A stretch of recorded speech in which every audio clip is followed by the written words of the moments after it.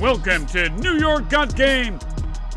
Welcome back to New York Got Game. The defending champion New York Liberty, they're picking up right where they left off, starting the 2025 season with an impressive 3-0 record. Jonquel Jones, she's dominating early. Natasha Cloud making an instant impact with this team, and Sandy Brondello, she's got the team clicking on all cylinders right now in the first 3 games. So joining me to break down everything with the Liberty this week on New York Got Game is the New York Post women's sports reporter, the great Madeline Kenney, who joins me now. Maddie, what's going on? How you doing? I'm good. How are you? I'm good. Listen, glad the W is back.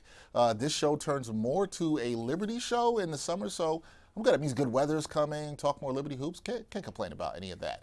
Totally. But, Maddie, you got to talk about this Liberty team. As I just mentioned, they're off to a perfect 3-0 start. I understand it's just 3 games, but what's been the biggest factor in your eyes in their early success thus far this season?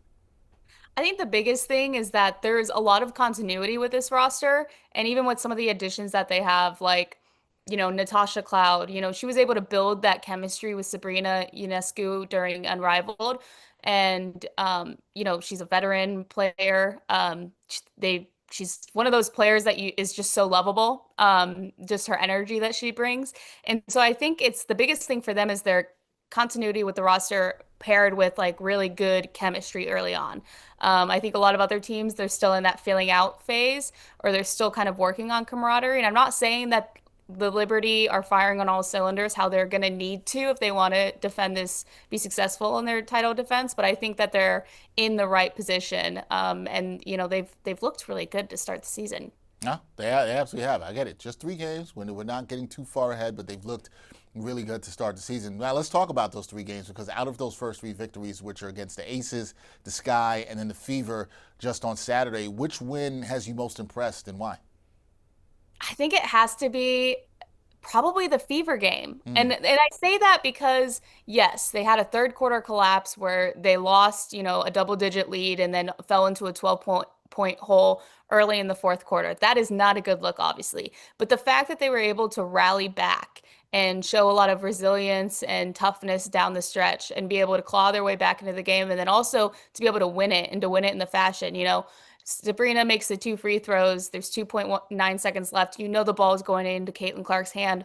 And the way that Natasha Cloud was able to read Indiana and know where that, Aaliyah Boston might be a decoy and where she needs to be to stop Caitlin from getting a shot off. I mean, that showed a lot of just high basketball IQ, and I think just a lot of general toughness that, they have to be feeling pretty good about their confidence has to be pretty high right now, knowing that they were able to do that on the road in a hostile road environment. Hostile in the sense that it was just loud and there was a lot of fans and, passionate fans, not hostile in the way that maybe people have thought Indiana fans can be. Yes, people have done a little too much of that lately. But listen, the crowd there, you were there yesterday and Saturday. The crowd was great there in Indiana, and it was hostile in terms of being on top of the Liberty. But Liberty showing their toughness. They could win a big road game, and they showed the metal down that game. I agree with you. I think that was the most impressive win thus far in the first 3 games. But I want to talk to you about Jonquel Jones, right? Very impressive game for her against Indiana, another double-double. We know she's a former MVP. Is it too early, Maddie, to start the MVP conversation for JJ? Or do you look at her and say, okay, she can be a legitimate candidate already thus far 3 games into the season? I think the hardest part about the MVP conversation for Jonquel in particular is she's on such a loaded team Yeah. that, when you think MVP, you think of which player contributes the most to a team win on a consistent level.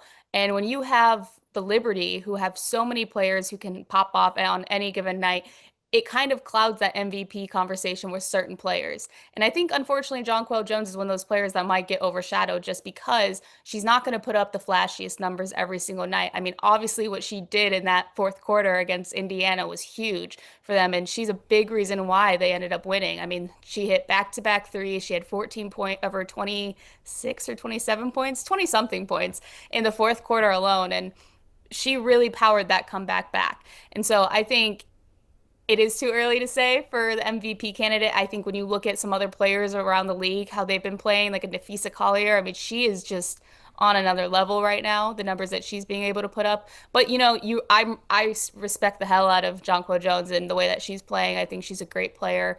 And she does contribute to winning in a lot of different ways. Yeah. And sometimes it's also not the flashiest way, right? Yep. Like think of her first three like games who she's been going at it in the paint with. You have Hmm.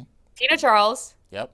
Mela Cardoso, and also having to deal with Angel Reese in the sky, and then Aaliyah Boston. Like, I don't want to be Jonquel Jones.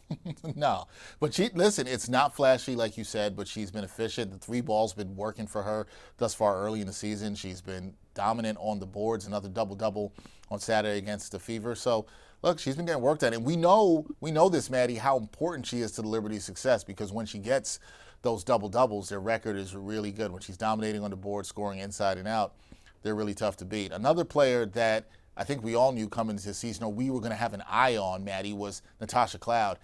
When you watch her thus far, and you wrote about her in preseason, but how has Tasha's addition to the Liberty impacted the team's playmaking, and then just her overall leadership on the court? How has that helped this team thus far? I mean, you know that the rest of the league, when they saw that the Liberty got Natasha Cloud, they're just like, how did we allow this to happen? Because Natasha Cloud makes that starting lineup, which was the best in the WNBA last season, even more lethal on both ends of the floor. Like you mentioned, she has playmaking abilities. She can allow Sabrina to play off ball a little bit more. She can set up. She can be a slasher. She can do so many different things. I think they're still kind of figuring out her spots and her building, chemistry with other players. But she helps them on offense and defense especially. I mean, her perimeter defense, her point of ability at the point of attack. She's a high IQ player. She's a big guard. She's long. I mean, she's fast. She has like a lot of energy. I don't know how she has so much energy sometimes. But she's a great defensive player, and so I think that she just made this starting lineup that was already the best starting lineup in the WNBA that much better, which is a very scary thing probably for the rest of the league. Yeah, I would agree. Pretty scary for the rest of the league. It's a tremendous defensive player as well, too. Speaking of defense, Kenney Burke, she's been playing some D, and her role has expanded now this year, especially with Benijah Laney Hamilton being out of the fold. How has she handled the increased responsibility, and what's impressed you the most about her game thus far this season?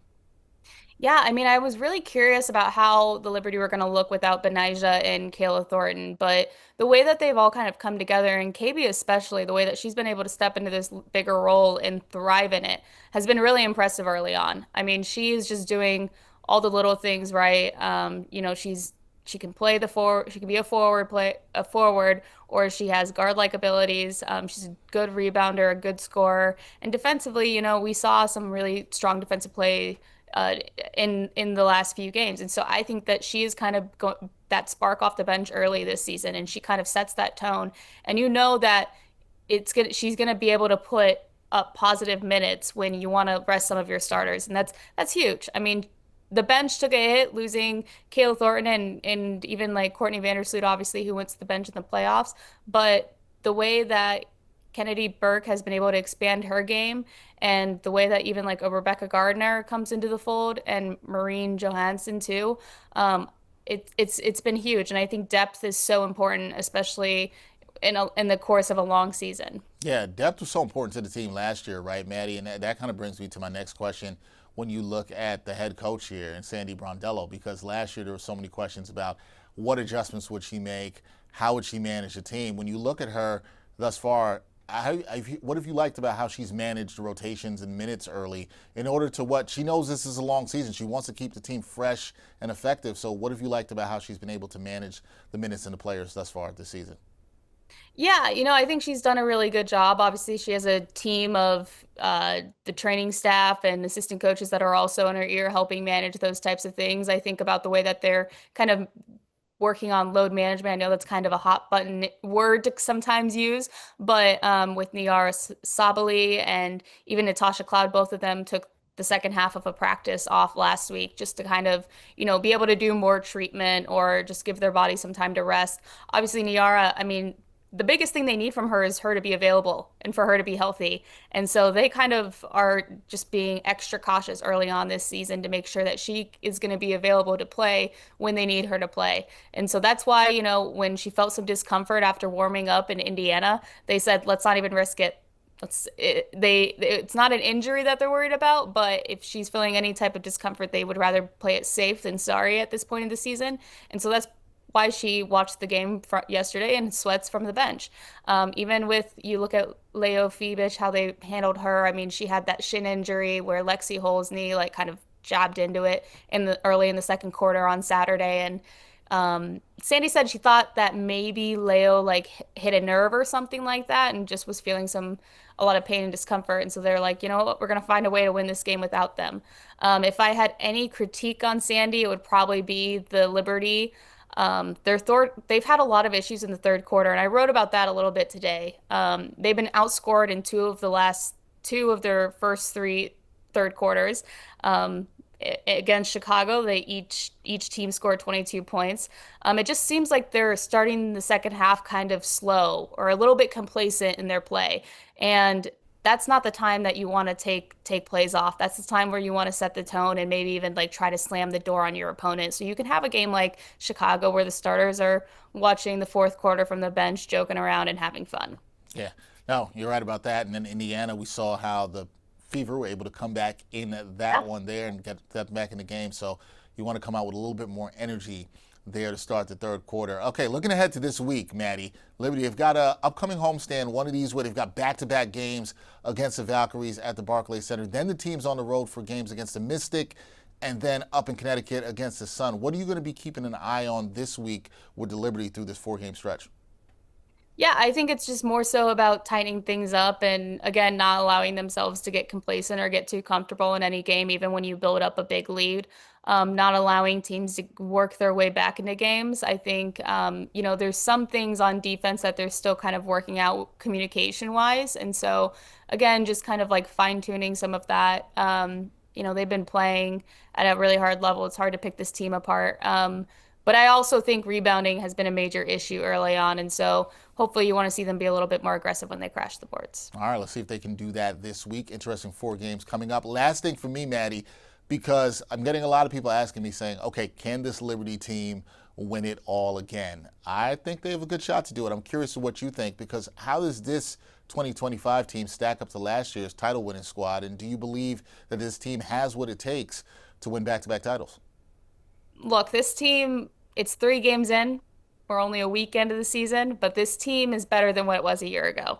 And I think that not only is the starting lineup the best right now in the WNBA and will likely be the best at the end of this season, but the bench is also up there. It's one of the best benches in the league. And so that is just a dangerous combination, because even when you are playing with those non-Brianna Stewart or Jonquel Jones or Sabrina Ionescu minutes, you have to go up against other really talented players who could be starters on other teams. And so I think that this is a stacked team. There's a lot of talent. You just want to make sure that they kind of keep their focus on the end goal, which is winning a title at the end of the season. I do not think that'll be an issue for this team. But yeah, just not getting complacent with their play, not allowing them to be passive, just things like that. I think if they're able to do that, there's a very good chance that they will repeat as champions. There you go. That's what Liberty fans want to hear. Very good chance. I know, especially after I didn't pick them in my preseason picking. Who did you pick? I think I missed that. Who did you pick? I picked the Lynx over Liberty in the finals. Oh, I mean, a rematch of the finals would be nice. I think a lot of W fans, I would like to see that again. Liberty Lynx again in the finals. You went with the Lynx. All right. That maybe don't hold that against me. Hey, I won't, but some other people might. That's all I'm saying. Some other people might. Sometimes you gotta wear it. Sometimes you gotta wear it. But either way, if you get to cover a championship-winning team, you will be happy. I will be happy. The fans will be happy. So we'll see how all that goes. That is Madeline Kenney, women's sports reporter here for the New York Post, doing a great job covering the Liberty. Madeline, thank you for joining me on New York Got Game for the first time. There'll be many more to come this season. Appreciate you. Thank you so much for having me. The Knicks are heating up. All right, we're going to put a bow on this episode of New York Got Game. We talked a little bit about the Liberty and their upcoming schedule this week. They got those 2 home games against the Valkyries, new team in the W. That should be interesting at the Barclays Center. Then they go on the road for 2, playing the Mystics down in D.C. and the Sun in Connecticut. And look, for the Liberty, who are off to a 3-0 start, and we talked about this with Madeline Kenney, they're playing good ball right now. I know it's a small sample size, but they have a chance to get out to a 7-0 start. They can win every game this week. There's no doubt about that. I agree with Maddie. This team is better than they were last year. They're deeper in a way and don't even have Benigilani Hamilton, who would be a fantastic piece on this team that would make him even stronger. And that's really scary to think about that. But with everything going on in the basketball universe in New York, Knickerbocker is still in the playoffs. We'll see how their series continues with the Indiana Pacers, and we'll see how things go for the Liberty moving forward as they continue to take steps towards trying to win back-to-back titles here in 2025. That's going to do it for this edition of New York Got Game. Got to thank the people that always make this show great. Production assistant Tommy Cohen, editor Corey Porter, Nick Federico handling the production here, a great producer that he is. I'm Dexter Henry. We'll catch you next week back on another edition of New York Got Game. And thanks for watching New York Got Game. Boom shakalaka.